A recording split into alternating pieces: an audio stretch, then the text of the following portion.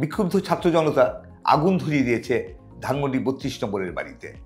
তারা বুলডোজার দিয়ে ভেঙে গুড়িয়ে দিচ্ছে, ধুলোর সাথে মিশিয়ে দিচ্ছে শেখ মুজিবুর রহমানের এই বহুল আলোচিত বাড়ি। কিন্তু কেন, কি এর প্রেক্ষাপট, সে নিয়েই কথা বলবো ভিউজ রুমে। প্রিয় দর্শক, ভিউজ রুমে আপনাদের সাথে আছি আমি হাসনাইন খুরশেদ। আমরা সবাই জানি ২৪-এর ছাত্র জনতার অভ্যুত্থানের মুখে ৫ই আগস্ট শেখ হাসিনা পদত্যাগ করতে এবং দেশ ছেড়ে পালিয়ে যেতে বাধ্য হন। সেদিন ধানমন্ডির ৩২ নম্বরে বিক্ষুব্ধ ছাত্র জনতা ভাঙচুর চালায়, আগুন ধরিয়ে দেয়। এরপর কেটে গেছে দীর্ঘ ৬ মাস। এতদিন কিছুই ঘটেনি। এতদিন পর কেন আবার এই ৫ই ফেব্রুয়ারি বুধবার ঠিক ৬ মাসের মাথায় এই বাড়িতে আক্রমণ হলো? এই বাড়িটি ভেঙে গুড়িয়ে দেওয়ার, ধুলোর সাথে মিশিয়ে দেওয়ার প্রশ্ন এলো। যখন আমরা সেদিকে তাকাই তখন আমরা দেখি এর দায় শেখ হাসিনার নিজেরই।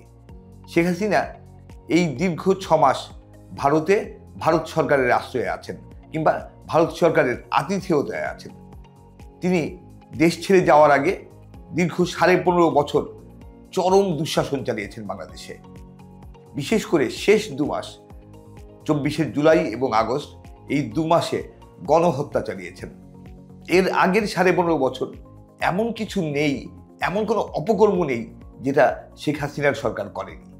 সেই সব ভুলে গিয়ে শেখ হাসিনা নিজেকে নির্দোষ দাবি করছেন এবং ৫ই ফেব্রুয়ারি রাতে তিনি বাংলাদেশের ছাত্র সমাজের উদ্দেশ্যে সরাসরি বক্তৃতা দেবেন, এমন একটি ঘোষণা এর আগের দিন যখন নিষিদ্ধ ঘোষিত সেই ছাত্রলীগের ভেরিফাইড ফেসবুক পেজে ঘোষণা করা হলো, তখনই বাংলাদেশের বিক্ষুব্ধ ছাত্র জনতা আবার নতুন করে ক্ষোভে জ্বলে উঠল।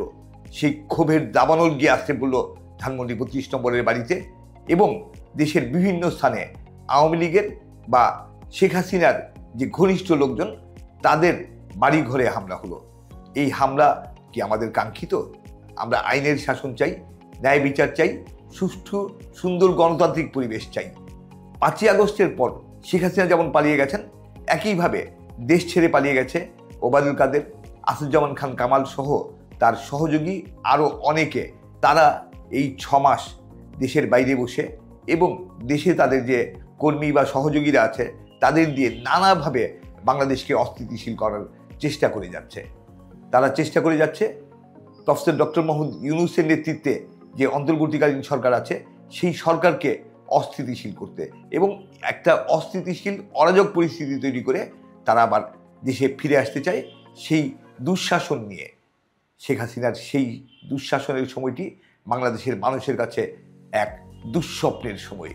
সেই দুঃস্বপ্নের কাল আবার ফিরে আসুক, এটা কেউ চায় না। ভারতে পলাতক থেকে এই ৬ মাসে কি করেছেন শেখ হাসিনা? তিনি বিভিন্ন জনের সাথে ফোনে কথা বলেছেন, আর সেই কল রেকর্ডগুলো ফাঁস করা হয়েছে।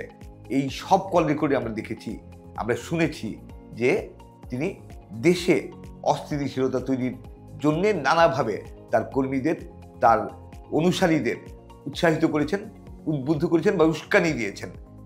এর ধারাবাহিকতা একটা পর্যায়ে এসে কিছুদিন আগে আওয়ামী লীগ আন্দোলনের কর্মসূচি ঘোষণা করেছে। তাদের আন্দোলন কি? তারা লিফলেট বিলি করে সরকারের বিরুদ্ধে ৫ই আগস্টের ছাত্র জনতার অভ্যুত্থানের বিরুদ্ধে প্রচার চালাবে।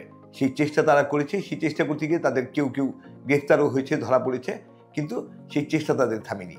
এরই ধারাবাহিকতায় যখন শেখ হাসিনা নিজে সরাসরি ফেসবুক লাইভে বক্তৃতা দেওয়ার কথা এলো, তখন আরও বেশি ক্ষোভের সঞ্চার করল। আমরা সারা বাংলাদেশের মানুষ শেখ হাসিনার বিচার চাই। আমরা চাই সে বিচার হোক স্বচ্ছ এবং আইনসম্মত, যা সারা পৃথিবীর মানুষের সামনে গ্রহণযোগ্য হবে। বিচার এরই মধ্যে চলছে আন্তর্জাতিক অপরাধ ট্রাইব্যুনালে। বিচারালয় থেকে শেখ হাসিনার বিরুদ্ধে ওয়ারেন্ট ইস্যু করা হয়েছে।